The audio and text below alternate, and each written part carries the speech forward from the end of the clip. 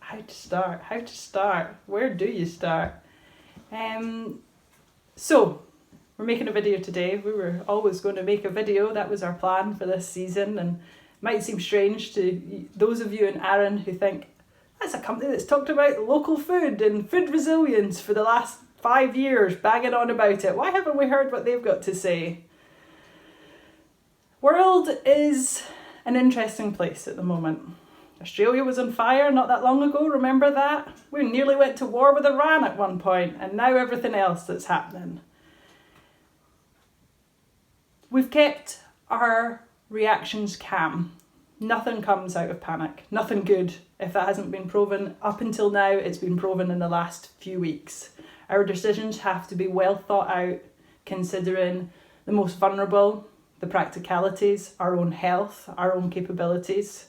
So we have taken right up until the last day when we found out that our two beautiful, amazing, very much farmyard feral children are going to be home all year. Maybe not all year, but certainly for the most busy, important part of our year. Our biggest contract, selling eggs to the local schools, disappeared in a heartbeat. And so, in a bid to consider everything from the beginning of a mad couple with a kid and a baby selling everything they had and getting in an old battered red transit van and moving to an island on the west coast of Scotland with nothing but belief that it was the right choice until today, to make a decision about our future as individuals, our future as a social enterprise, our future as people who knew that the world needed to change long before it seemed to be on the news every 5 minutes. So with this in mind, the practicalities. We have decided the model with which we tried to establish Woodside Arran is no longer working. I'm not sure if it worked in the first place, but it certainly doesn't work now. CSA is a phenomenal methodology for involving people and where their food comes from. It's a fantastic way to engage a community and share the love and responsibility for where your food comes from. But if I'm honest, which is sometimes difficult to be for an optimist, it hasn't always worked for us.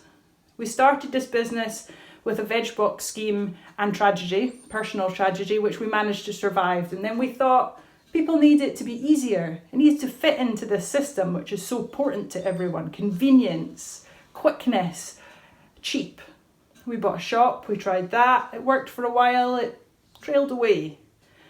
Everything that we have tried has had some amazing success, some mistakes, and some things that could have been improved on. But the fact of the matter is, we are now at the time that businesses like Woodside Arran exist for. When no longer the idea of ferry shortages or diesel being expensive or empty shelves are conspiracists made up hippie nonsense. We have all seen the reality. Our neighbours are losing their jobs, our friends have to be at home, our old people are terrified. And this little island has been beautiful and amazing. I am so grateful to live here. We have so much to be thankful for and realistic about. But we have a season to get through and people who need food, which will be happening more and more.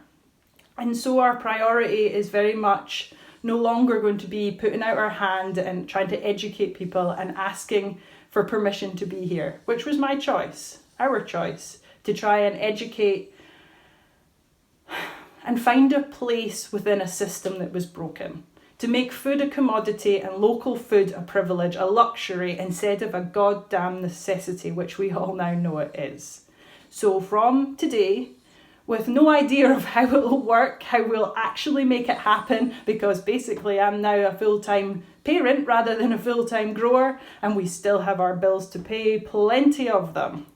We will not be offering a CSA. We will continue to work with a couple of local food providers, namely George with his amazing bakery, Claire at Bay Stores in White and Bay, and promote and shout out all the amazing work that our local co-op manager Liz herself does. She's been with us from the beginning to try and get our produce in the local supermarket, but has had her hands held by policies and procedure from mainland head offices. So this is not criticising individuals, this is not pointing out what is going well and isn't going well. It's talking about what we do and where our focus is. And as people, as an organisation, it has always been that good food should be available to those who need it most. So with that in mind, we'll sell a little bit to those organisations we've said. We'll still try our best to provide what we can to Montrose House, our care home, which is, where our most vulnerable elderly are at the moment.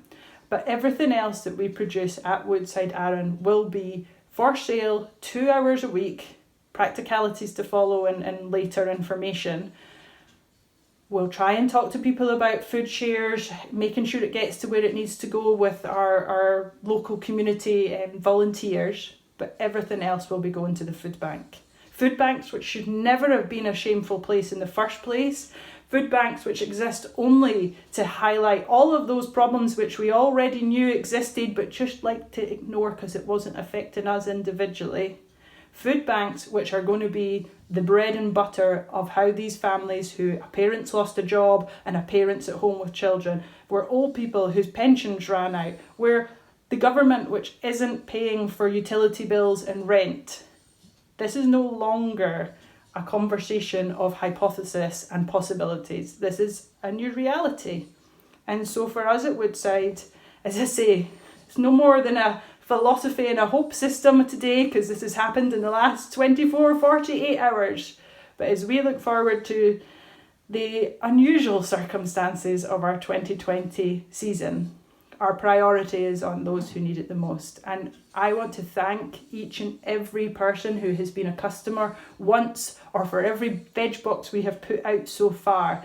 Every little bit of support and enthusiasm we've had has been so greatly received. And I know there's loads of you that had circumstances that you would have done something given time, bought something, and you didn't have the circumstances to make that possible. This is not a criticism of anyone. It is me throwing up my hands to say, I am no longer willing to be part of a system that is broken. I would use a much stronger word if this wasn't going public, but it is broken from the ground up.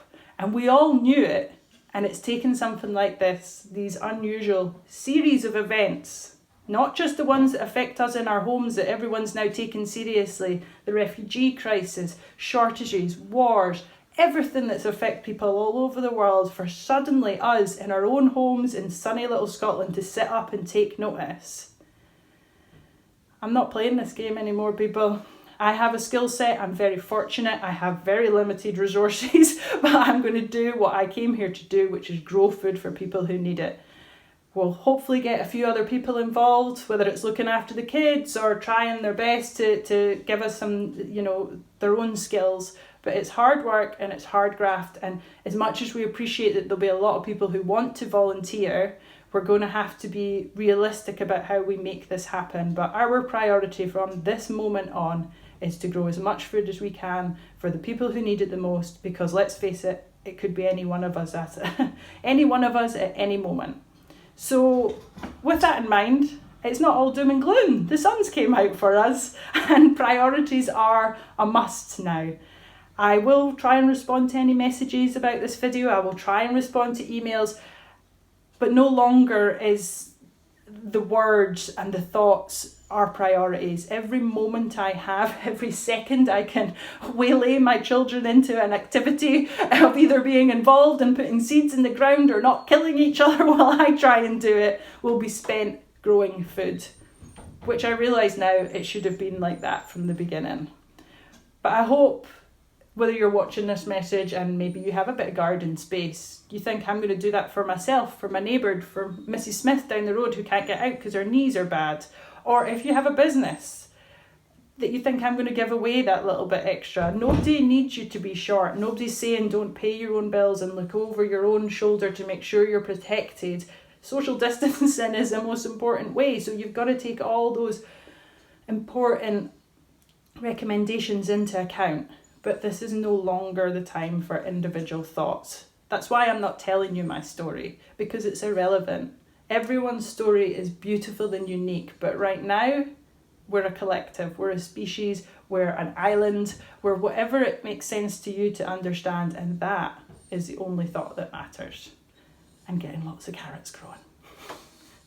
Let us know if you have any thoughts or whatever, but as I say, limited time will be spent replying to emails and getting in touch with people because there's just not enough hours in the day. But we hope that you understand this message, and those who have supported us continue to do so, and that you don't take offence that a CSA will not be provided for this year. We don't know where we're going to be next year or in future years, but for just now, this is our priority. And that's what we're going to be focusing on. So thanks for taking the time to listen to me rant. I try not to rant too much, but I have things to do now. So on my last child-free day, I'm away to do as much as I can. Cheers. Bye. Thanks, Jenny. You.